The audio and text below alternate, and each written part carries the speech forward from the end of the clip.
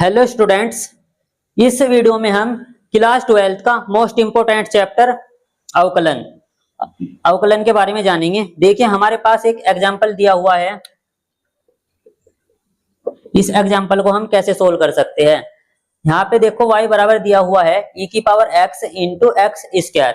अब की बार हमें क्या दिया हुआ है, e की पावर x और x स्क्वायर, ये दोनों क्या है, एक दूसरे की गुना में है। तो हम इन्हें कैसे सोल्व कर सकते हैं। इसके लिए एक फॉर्मूला होता है, उस फॉर्मूले की सहायता से हम इन्हें इसका अवकलन कर सकते हैं, इन दोनों का। तो देखिए वो फॉर्मूला क्या है। देखो यदि हमारे पास y बराबर दो फलन है, एक फर्स्ट मान लो इसे पहला ये फलन है और दूसरा मान लेते हैं। यहाँ से फॉर्मूला कैसे बन सकता है हमारा, अगर हम इसका y का डिफरेंशिएशन करेंगे तो यहाँ पे आ जाएगा dy बटे dx, और इसे पहले वाले फलन को तो ऐसा का ऐसा ही लिखते हैं हम, और दूसरे वाले का क्या करेंगे, अवकलन करेंगे, यानी dy बटे dx, d बटे dx। देखो ये डिफरेंशिएशन का साइन है d बटे dx, तो जिसका हम डिफरेंशिएशन कर रहे हैं उसे लिखते हैं, यानी सेकंड फलन को लिख लेते हैं यहाँ पे। अब की बार देखिए ये सेकंड फलन तो ऐसा का ऐसा ही रहेगा, और फर्स्ट फलन का यानी इस वाले फलन का क्या हो जाएगा, अवकलन हो जाएगा फर्स्ट फलन का। और इस फॉर्मूले की सहायता से ही हम इस उदाहरण को सोल्व करेंगे।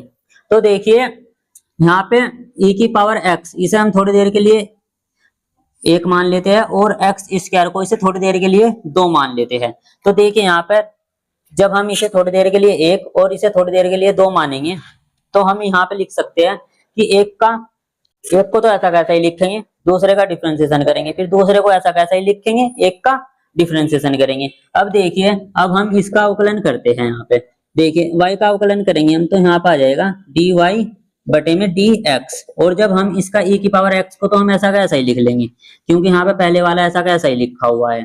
फिर d बटे dx, ये साइन लगाएंगे अवकलन का।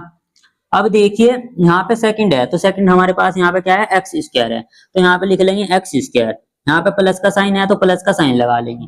देखिए यहाँ पे सेकंड लिखा हुआ है तो सेकंड ही लिख लेंगे, यानी एक्स स्क्वायर ही लिख लेंगे यहाँ पर भी, और d बटे डी एक्स का साइन लगा लेंगे इस तरीके से।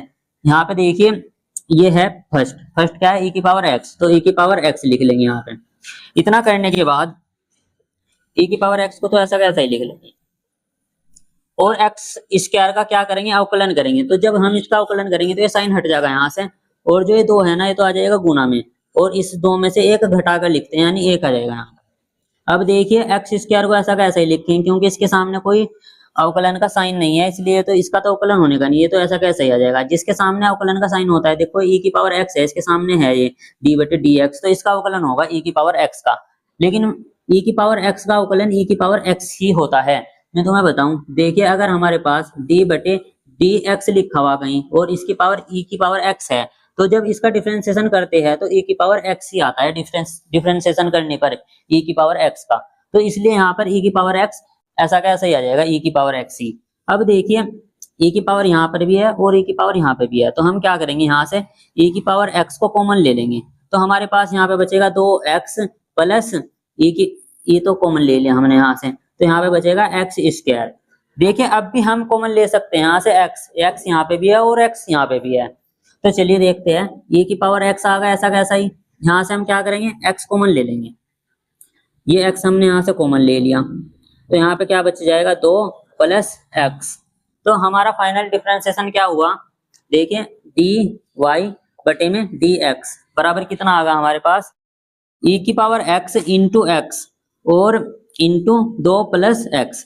यानी कि हम ये कह सकते हैं, अगर हम y का अवकलन करेंगे, y बराबर e की power x into x square का, तो हमारे पास क्या आएगा, dy बटे dx बराबर e की power x into x into 2 plus x। ये हमारा फाइनल आंसर रहेगा।